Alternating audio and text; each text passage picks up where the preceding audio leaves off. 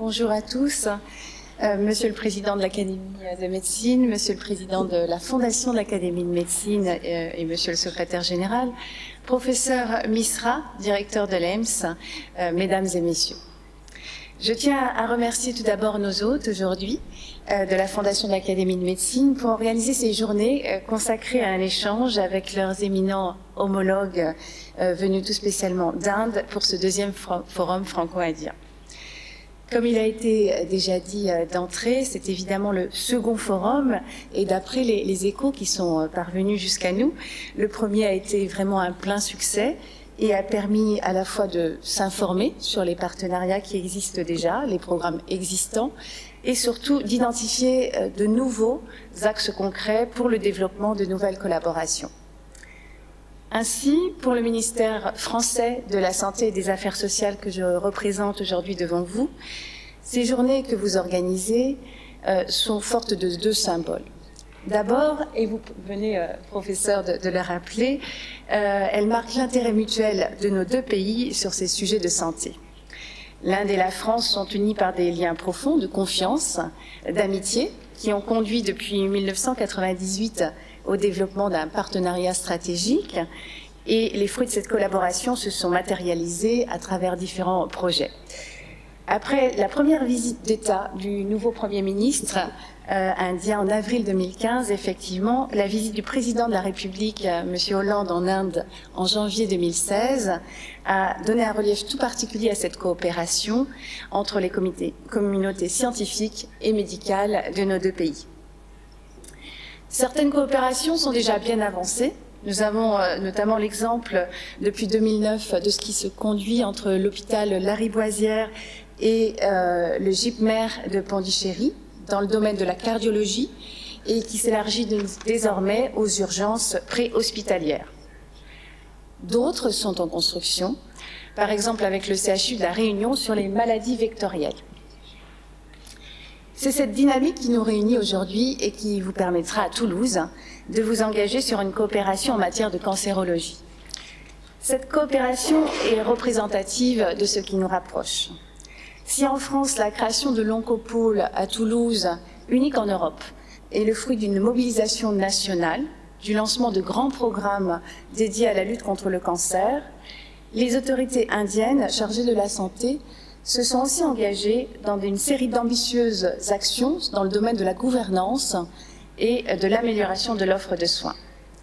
Avec d'autres grands instituts médicaux de premier rang, l'EMS, que vous dirigez, monsieur, vient ainsi compléter le système d'offre de soins de l'Inde, de ce qu'elle entend développer dans l'intérêt des populations.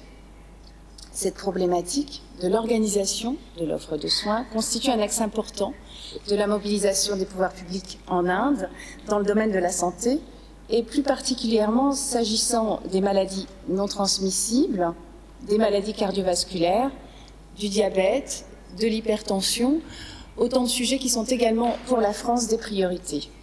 C'est pourquoi, en second lieu, je voulais aussi voir avec vous comment continuer à progresser et identifier un certain nombre de sujets d'intérêt commun où je pense, sans être exhaustive, que nous aurions intérêt à développer des axes de travail ensemble entre nos deux pays. Ainsi, et vous en avez évoqué certains aspects, professeur, je citerai en premier lieu la politique de prévention et d'organisation des systèmes de soins.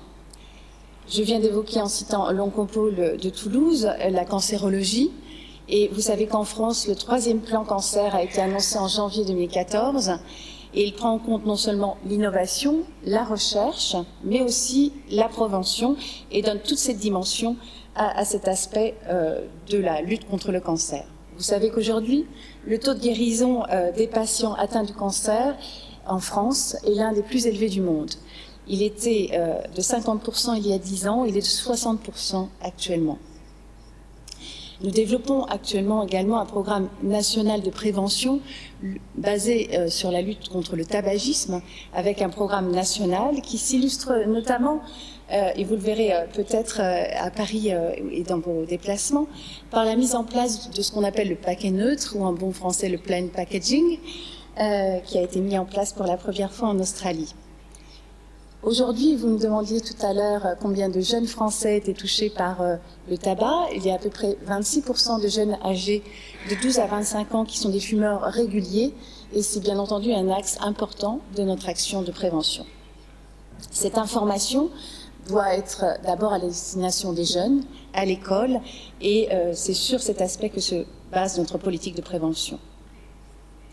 La France est donc particulièrement désireuse de partager avec l'Inde ces sujets de lutte contre le tabac, mais aussi d'aide et de prévention des populations à la sensibilisation aux maladies non transmissibles, particulièrement aux maladies cardiovasculaires, diabète et hypertension.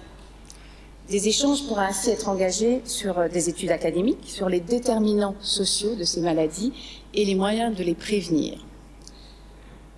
Comme vous le savez peut-être, nous avons mis en place récemment une agence qui s'appelle Santé publique France, qui a en charge l'observation épidémiologique, la surveillance de l'état de santé de la population, la prévention, l'éducation à la santé et tout ce qui concerne l'alerte et les crises sanitaires. Je citerai notamment ce qui concerne le réseau Sentinelle, par exemple, de vigilance sur la grippe.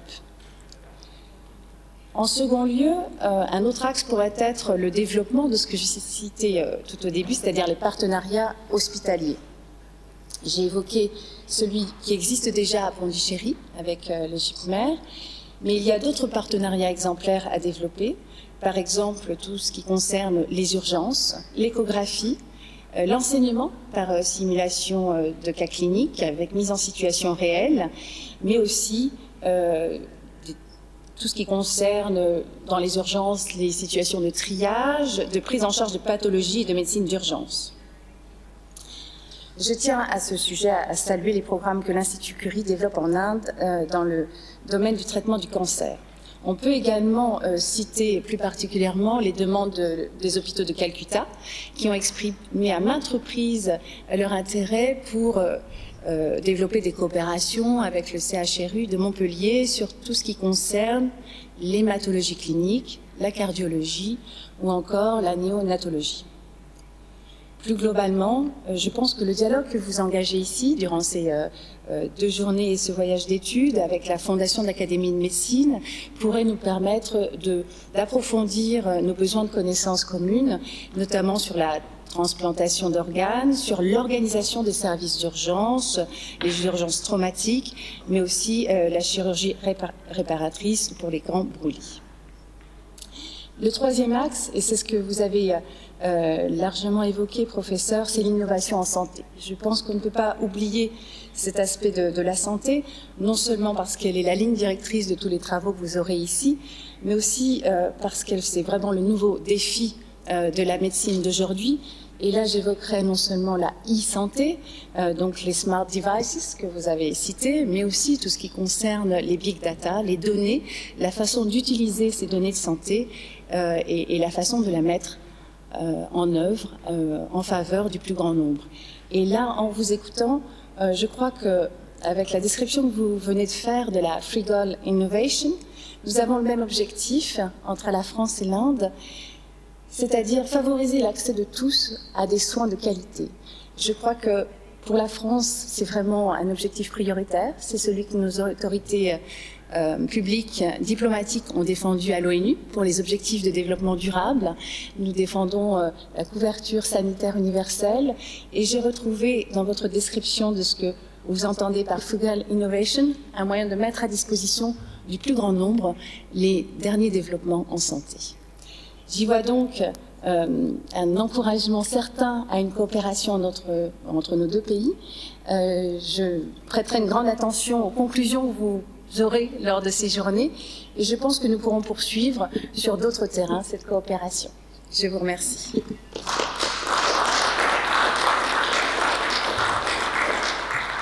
Merci Madame.